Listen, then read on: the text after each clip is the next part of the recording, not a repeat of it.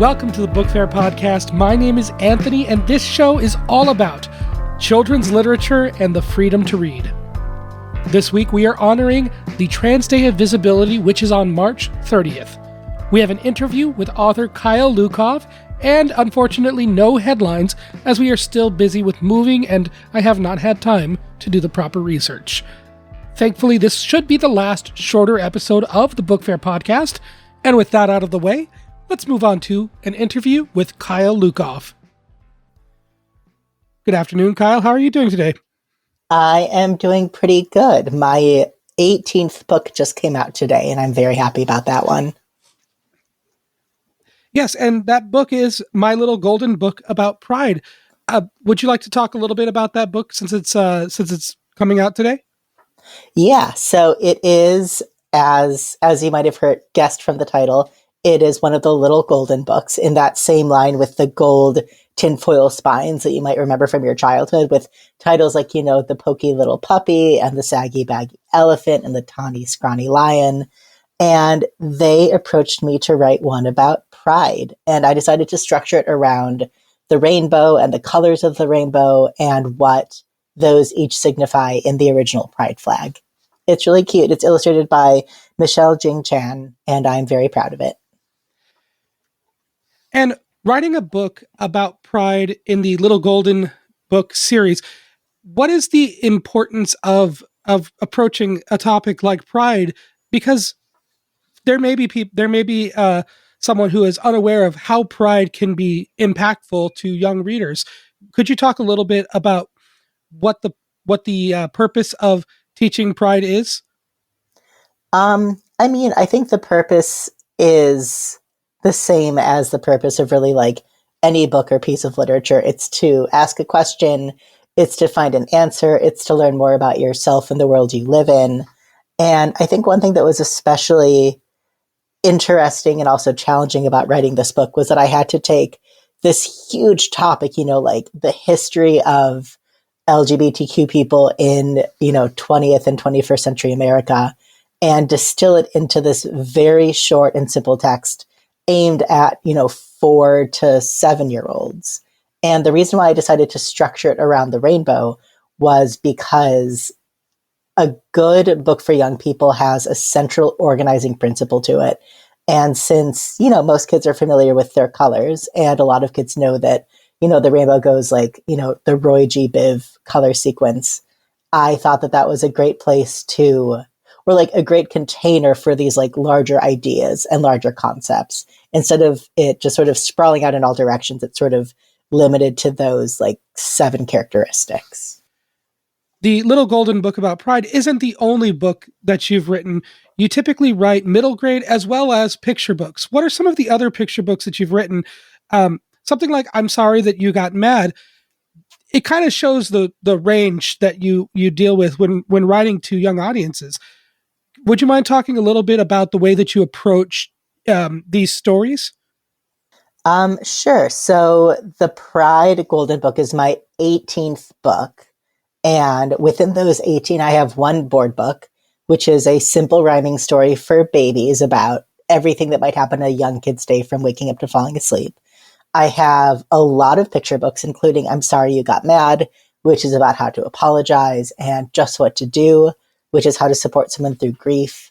My first picture book is actually about collective nouns and is called A Storytelling of Ravens. But I think I'm more well known for my more trans-themed picture books, like When Aiden Became a Brother, and then the early reader series Call Me Max. And then I have 3 novels. One is Too Bright to See, which is about an 11-year-old, and then Different Kinds of Fruit, where I believe the main character is 11 or 12. And then my most recent novel is called A World Worth Saving, that has a 14-year-old as the main character. And those 3 novels are all also fairly specifically trans-themed texts as well. When it comes to the trans-themed and the queer-themed books, what is your approach to intersectionality to make sure that you're not only representing the trans community, but also kind of approaching broader topics so that it's not such a niche topic as LGBTQ plus themes? Sorry if I'm like wording that poorly. I will say I don't avoid making it niche. Like, I think that the best books are the ones that have a very tight and specific center. And then it's sort of a common idea in writing that you can find the universal through the specific. So what I try to do with my books is I try to choose just really one story that I want to tell very well. And then I dive into that one story as deeply as I can. And then hope that from that deep dive, the little splashes out of the corners can also hit other readers who might find parts of themselves reflected in ways that they might not even have expected. That's what I hear all the time with my novel, Too Bright to See. It's a very simple novel, honestly, about a young person basically being haunted by the ghost of his dead gay uncle into figuring out that he's trans. But I've heard from so many different kinds of readers of different ages and different genders who said that in one way or another, they really connected to Bug's story. So I don't try to write a story about as many different things or people or identities or experiences as possible. I try to do the best that I can with what I know, and then trust that there will be enough in there for lots of different people to find pieces to relate to. That phrase that you used, finding the universal through the specific, I think it does resonate how important it is that a book has a very sincere and honest and truthful core to it. And I guess that is a part of just like you writing something that speaks to you and something that is important to you. It kind of breeds that sincerity that readers can latch onto. I hope so. I mean, I'll also say that, I was a school librarian for 8 years before I left my job to focus on writing full time. And now a lot of my job is school visits where I'll go to schools all over the country and read one of my books and talk to kids about it and then answer their questions. And a consistent piece of feedback that I get after a visit is a teacher will come up to me and thank me for being honest with the students. But I don't really know what else to do. I don't like lying to kids. And I don't know what else to be if not honest. And I think that that shines through in my work as well. I love that. I always say that if I had to describe myself in a single word, it would always be sincere. I think that that is something that I try to strive for a lot. And I think that the more people that try to bring sincerity out into the world and just share their own unique perspectives, it helps people understand more of the world, but also can speak to people who may be in a specific point in their lives, be able to see themselves reflected in a work. Do you get a lot of young readers who are queer or trans that resonate with your work? I get a fair number. I mean, I hesitate to say that I get a lot because, trans people are still an incredibly small minority of the population. But during or after school visits, I often hear from one or two kids, either through email or whether through a teacher, or they might come up to me after. And it's always so rewarding to know that those kids specifically are seeing me in front of their classroom as, a respected adult who came all this way to see them, who's made a living through his art, and that being trans doesn't always mean that you're going to be, a vulnerable young person who needs adults to take care of you. Someday you will be the adult and you will get to take care of yourself. And I really like just being that for them. Would you consider yourself a role model in that aspect? Um, I mean, I think I am whether I consider myself to be that or not. But I do, I am in touch with several young trans people across the country that I guess I try to be a role model for, but not in a way that is, prescriptive, and not in a way that's like presenting a false version of myself, but more just saying like, hey, I'm an adult and it's pretty great to be a trans adult and you could be one too. When looking at the state of the world, the state of the country, it can often be scary. I know that with my wife and I, it's a rough time, especially living in Texas. I think that one message that is important to instill to people is that a trans adult was once a trans child, and they deserve representation, and they deserve to feel valid and seen. Well, and also like trans people are part of the fabric of humanity and ergo are worthy subjects of art. You mentioned that you were previously a librarian. How deeply do you hold that as a part of yourself when it comes to writing? Do you look back on that time and see that there is an audience for reading in this country? Because reading is on the decline, basically year over year. As a former librarian, do you do you see that there is an audience for young readers? I mean, I do. And I think that I don't know if it's fair to say that reading is on the decline so much as reading is being attacked. Like, I think that reading would not be declining if schools had well funded libraries and librarians to work in them. And if, public libraries were also funded and open hours when kids could access them. And if the librarians there had the resources that they needed to hold like book clubs and book groups and all kinds of creative programming. Like, if reading is declining, it is not because people are loving books less. It is because there is something else happening to keep books from finding their readers. Um, I think my experience as a librarian definitely still does impact my writing when it comes to just thinking about the kids that I knew and what they liked to read and what they didn't like and how they responded to books and what books they didn't want to check out. And then it also helps me as an author to remind myself that I do not need to write a book for every reader because I am not the only author out there, and that not everyone needs to like my books because there's not a single author that is beloved by everyone, and I am not special in that regard, and that's okay. So it's also been pretty good for my ego to sort of keep a healthy perspective on the fact that I am one pinpoint in a larger literary constellation, and that not only am I not the sun, but we don't really need a sun. I think that's a good point for aspiring writers to remember that reading and readers is a very broad market, and that there are audiences for different kinds of books. And so having realistic expectations of who your audience is and who you're speaking to. Do you have any other advice? Do you have any specific advice to give to aspiring writers?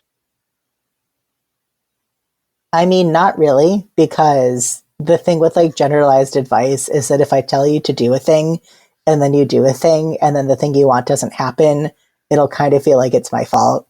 Um, the only advice that I ever really give to aspiring writers is to know when it's time to give up on a project, because I worked on so many different kinds of books over the years before I finally managed to get published.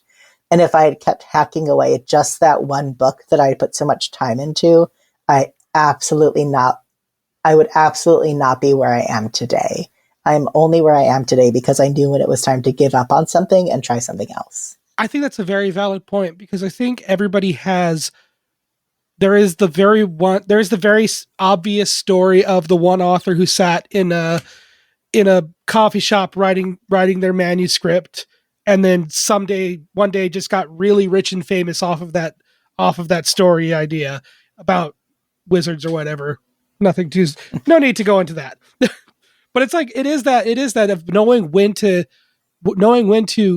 give up on a project, not necessarily as like a abandon it, more so as it's time to say that this project is done, it's finished, it's not it's not going to be sold. Maybe it's time to begin a new project. Yeah, I would never say to give up on writing, just to give up on like whatever particular project doesn't seem to be working right now.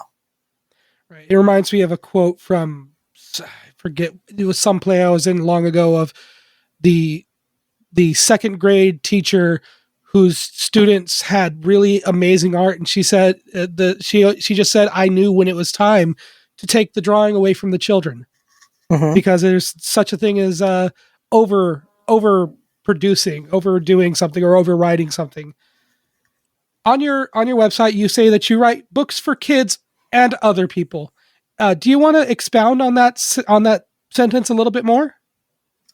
I don't know. I guess the idea there is that I do write books for children, but that anyone can read them. And it is also helpful. I think it can often be helpful to remind people that children are, in fact, a kind of person, and that they are not just, vessels for future adults, as one of my best friends once put it, or property, or just like an undifferentiated mass of chaos and stickiness, but that kids are people too. Yes, children are a kind of person is almost the reason that I do this podcast, because when it comes to the school library and the English class that goes to the library, and then the children get to just go pick a book.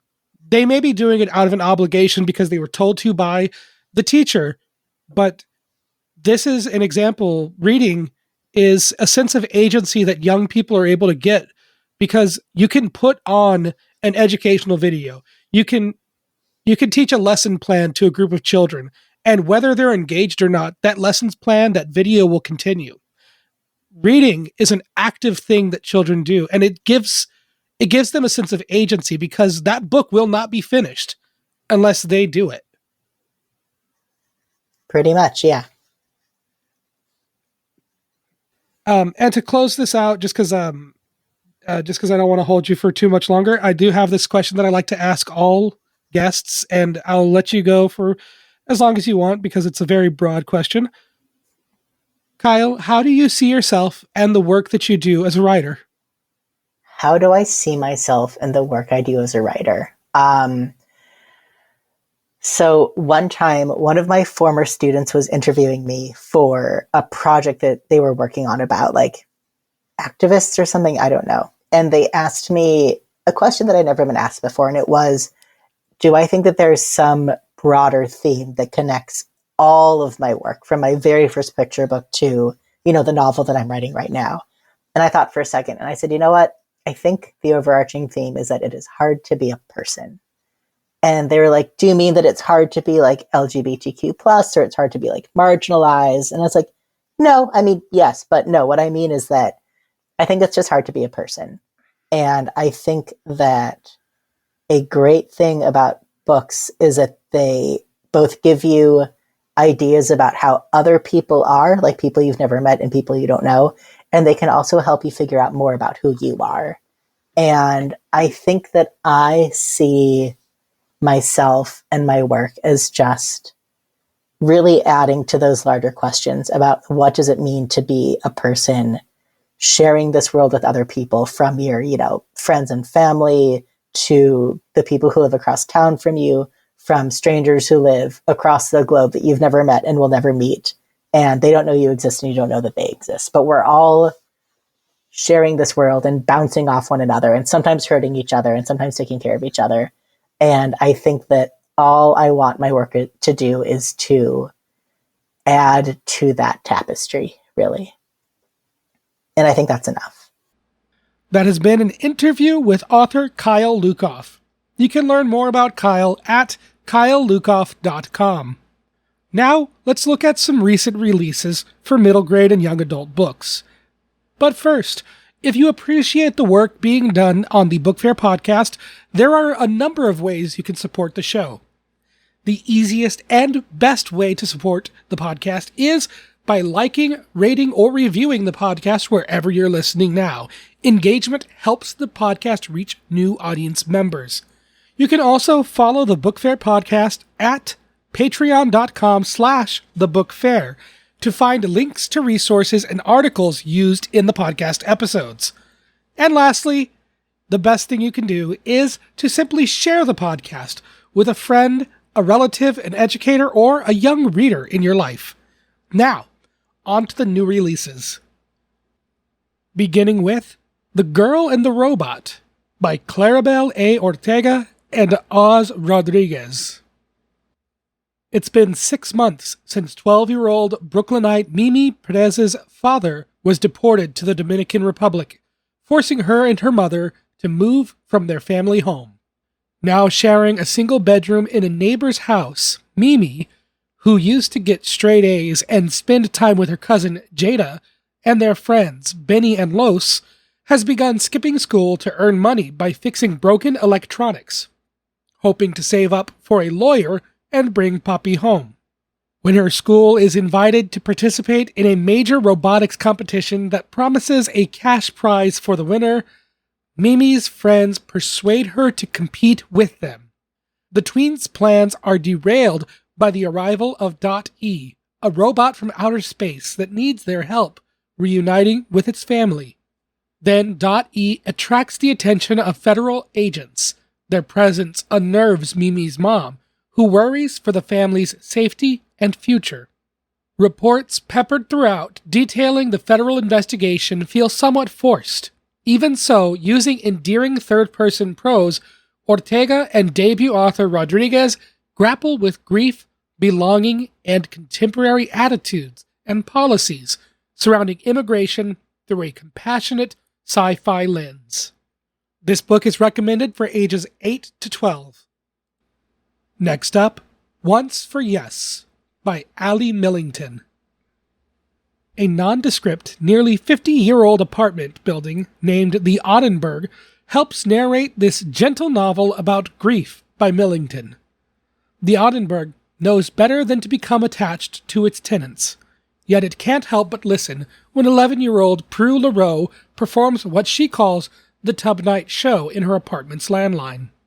Prue used to host the imaginary comedy routine with her older sisters Fifi and Lena, and then Lena was killed in a traffic accident in front of the building. Now Prue uses the disconnected telephone to chat with her deceased sister and avoid her family's mourning. When Prue learns that the apartment building has been sold and is set for demolition, she's heartbroken and furious. Her anguish prompts the Ottenberg to flick its lights on and off in solidarity, a phenomenon that Prue believes is Lena communicating with her through the structure. She joins forces with Louis, an anxious boy from across the street, and resolves to unite the other tenants to save their home. Chapters swiftly alternate between the perspectives of the Ottenberg, Prue, Louis, and other apartment dwellers, imparting a bustling tone. Flowery language occasionally detracts from the story's emotional core. This book is recommended for ages 8 to 12. Next up, When Sally O'Malley Discovered the Sea, by Karen Crushman. Orphaned youth Sally hits the road with an empty belly, a few coins, and not much else in this evocative historical novel by Crushman that follows one girl's search for belonging and lauds the healing power of human connection. In 1894 Oregon, there's no going back to her job at the River Hotel and Mineral Spring after the establishment's ruthless owner dismisses Sally like chewed-on chicken bones. An early stop for provisions prompts Sally to begin an epic journey west to the sea. She soon begrudgingly accepts a ride on a mule-powered wagon from an older woman named Major and her protective pup, Sarge. The small wagon grows even more crowded when Major later agrees to transport a spoiled 8-year-old to his relatives. As they progress, the motley crew faces sweltering summer heat, a dastardly highwayman, a terrifying river passage, and a tragedy. Immersive period details capture the smells and sounds of Oregon's developing cities, while old-timey vernacular heightens humorous antics and buoys emotional scenes. At the heart of it all is tough-as-nails Sally, whose boundless curiosity and capacity for empathy, despite ongoing trials and tribulations, will have readers clamoring to hitch a ride on this entertaining and gratifying adventure. This book is recommended for ages 8 to 12. And lastly, Book Comes Home, A Banned Book's Journey, by Rob Sanders and illustrated by Micah Player. Celebrate the right to read with this kid-friendly picture book that explores book banning from the book's point of view, from the award-winning author of Pride, The Story of Harvey Milk, and the rainbow flag. Book loved being a book, and she loved the children who came to visit her. She was checked out, read and reread, shared and discussed. And each time, Book was brought back to the library. It was her home. Until the day it wasn't. Acclaimed author Rob Sanders delivers an insightful and compassionate story about book banning told from a book's point of view. This book is recommended for ages 5 to 8. And this concludes another episode of the Book Faire podcast. The podcast will return next week with a regular full-length episode. Again, we are honoring the Trans Day of Visibility on March 30th, and as always, I'll talk at you next time.